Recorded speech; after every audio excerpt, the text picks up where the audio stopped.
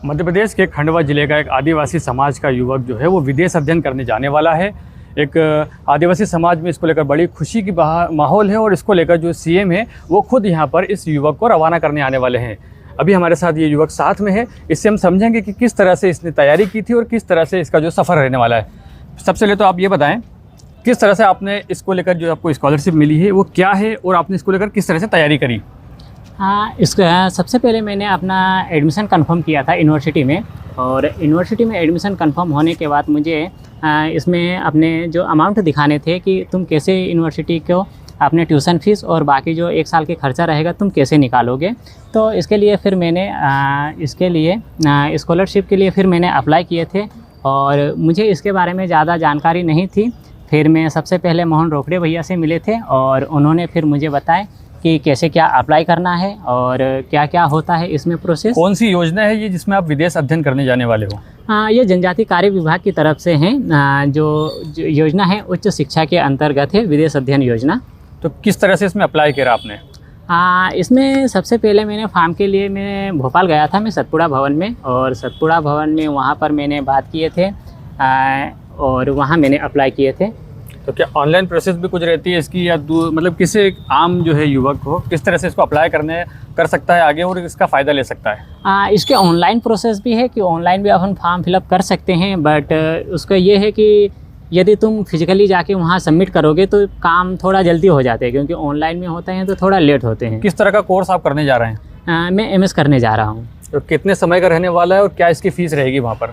मैं MS करने के लिए जा रहा हूँ, जिसका जो कोर्स के ड्यूरेशन है लगभग 1 साल है, पूरे 12 महीने का कोर्स है। और इस 12 महीने में ट्यूशन फीस मेरे 22.5 लाख रुपए हैं और उसके बाद में लगभग 15 लाख रुपए के मुझे जो आएगा रहने के खर्चा है। तो मतलब आपका जो रहने का, खाने का वहाँ पर जो खर्चा है, ट्यूशन फीस है, आने जाने का जो खर्चा है, ये सारा कुछ मध्य प्रदेश सरकार की तरफ से रहने वाला है? हाँ, इसमें ये जो जितने भी है पूरे मुझे मध्य प्रदेश सरकार की तरफ से जनजाति कार्य विभाग के ट्राइबल डिपार्टमेंट की तरफ से मिलने वाली है। ये मेरे जितने भी जो आने जाने का किराया और उसमें जो वीज़ा प्रोसेस और मेडिकल हेल्थ इंश्योरेंस बाकी सभी चीज़ें हैं जो कि मध्य प्रदेश सरकार की तरफ से है। तो आप जो वहाँ पे एक उच्च अध्ययन करने के लिए जा रहे हैं, तो अभी तक का आपका जो सफ़र यहाँ का जो शिक्षा का रहा है वो किस तरह से रहा है? आपने क्या यहाँ पे क्या क्या कराया? मैंने अपना 6वीं से 12वीं तक की पढ़ाई मैंने जवाहर नवोदय विद्यालय में की थी और इसमें भी अलग अलग विद्यालय में की थी। मैंने 6वीं से 10वीं तक मैंने अपना जो अध्ययन थे मैंने जवाहर नवोदय विद्यालय पंधाना में कंप्लीट की थी और उसके बाद 11वीं 12वीं मैंने जवाहर नवोदय विद्यालय प्रभात पट्टन बेटतुल में कंप्लीट की थी सर। क्या रहा आपका 10वीं में, आपको कितना परसेंटेज रहा? 12वीं में आपका क्या रहा स्कोर? तो मतलब उससे थोड़ा सा एक अंदाज लगाने की कोशिश करें कि कितना उसको होना चाहिए। सर 10वीं में मेरे 67% थे और 12वीं में मेरे 82% बने हुए थे। मतलब आप एक होनहार छात्र रहे हैं और अब इसको आपको ये आगे चांस मिला है। Yes sir. तो कैसा लग रहा है, परिवार में इसको लेकर कैसा माहौल है? सर इस टाइम पे सर मुझे भी काफ़ी खुशी हो रही है और बाकी परिवार में भी और मेरे गांव में भी, और काफ़ी खुशी का माहौल है और बहुत अच्छा लग रहा है सर। ये जो आप कोर्स करने जा रहे हैं इसको लेकर फिर बाद में वापस भारत जब आप लौटेंगे तो किस तरह से इसके यहाँ स्कोप है और क्या इसमें आगे रोजगार की संभावनाएं दिख रही हैं? सर जो मेरा जो कोर्स है GIS जियोग्राफिकल इंफॉर्मेशन साइंस, ये एक जियोग्राफी का ही एक ब्रांच है सर।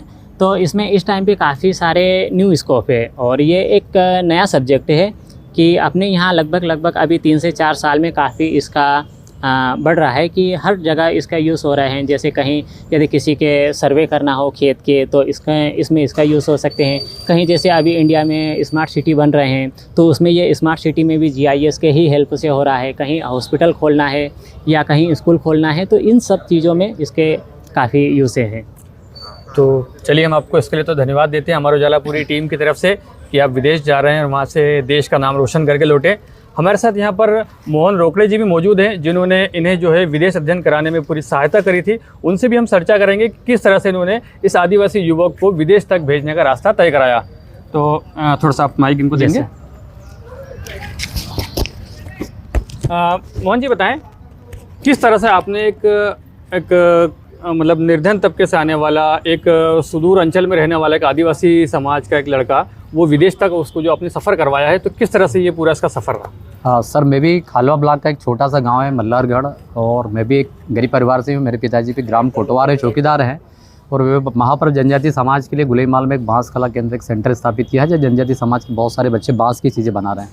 तो मेरा प्रयास ही रहता है उस क्षेत्र में सर कि ऐसे होनहार छात्र हैं या बच्चे हैं, उनको किस प्रकार से हम शासन की योजनाओं से जोड़ सकते हैं। जब आसाराम पालवी का किसी ने मेरे बारे में बताया, फ़ोन आया कि भाई मुझे उच्च शिक्षा हेतु विदेश जाना है, क्या मेरी मदद हो सकती है, तो मुझे सबसे पहले ख्याल हमारे साहब का, माननीय मंत्री जी का, जो कि जनजातीय कार्य विभाग के वर्तमान में कैबिनेट मंत्री हैं, तो ध्यान आया। मैंने सबसे पहले इनकी मुलाकात साहब से करी और साहब से निवेदन किया कि साहब इसके पास एक जज्बा है, हौसला है और ये इसके पास पंख है, ये उड़ना चाहता है, आप इसकी मदद कीजिए। साहब ने इसका विज़न जाना कि भाई विदेश क्यों करना चाह रहे हो, क्यों जा रहे हो, यहाँ भी बहुत सारी यूनिवर्सिटी जहाँ से MS हो सकता है।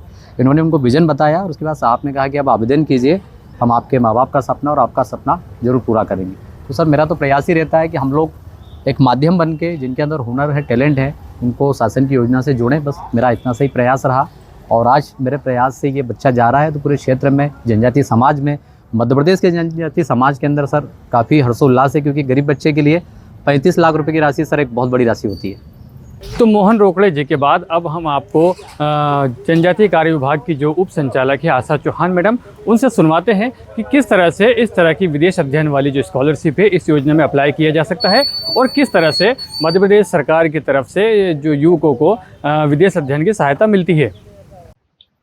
ये मध्य प्रदेश शासन की विदेश अध्ययन छात्रवृत्ति योजना है, जिसमें कि विद्यार्थी अगर विदेश में अध्ययन करना चाह रहे हैं तो उसके लिए सरकार जो भी उनका फीस होता है वो प्रदान करता है। और जो आशाराम पालवी जैसे हमारे स्टेट के अभी तक 2003 से इसमें 70 बच्चों का चयन हुआ है, उसमें से भी खंडवा जिले के 2 बच्चे हैं, इनको मिलाकर के इससे पूर्व भी वर्ष 2006-07 में एक बच्चे हैं रविशंकर करके, वो उन्होंने भी इस योजना का लाभ लिया है। तो विदेश जाकर के जो पढ़ना चाहते हैं, जो जिनके पेरेंट्स की आय 10 लाख से कम है, 10 लाख तक सीमित है, वो इस योजना का लाभ लेते हैं।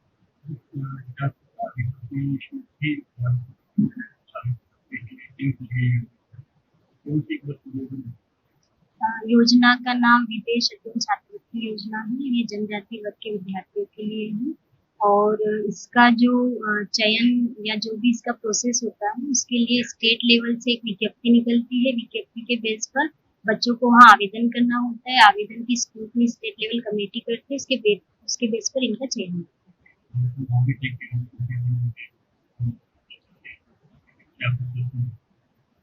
इसमें मुख्य जो कार्यक्रम अभी संभावित हैं, जो सूचना मिली, उसमें आभार ही एक तरफ से मुख्यमंत्री का आभार समारोह रखा गया है कि इसमें हमने इसमें 5 बच्चों को भी निवेदन आमंत्रित किया है कि वो आए यहाँ पर और बाकी बच्चों को भी मोटिवेट करें। तो जिले के अन्य बच्चे भी इसमें शामिल होंगे, जो उनसे मोटिवेट होंगे कि किस तरह से वो भी इस तरह आगे जाकर के विदेश अध्ययन छात्रवृत्ति का लाभ ले और विदेश में जाकर के पढ़ाई कर सके।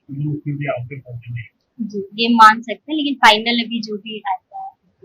तो ये थी ट्राइबल विभाग की अधिकारी आशा चौहान, जो बता रही थी कि किस तरह से युवा जनजातीय कार्य विभाग की तरफ से जो स्कॉलरशिप दी जाती है विदेश अध्ययन योजना, इसमें अप्लाई कर सकते हैं और किस तरह से इसका फ़ायदा उठा सकते हैं।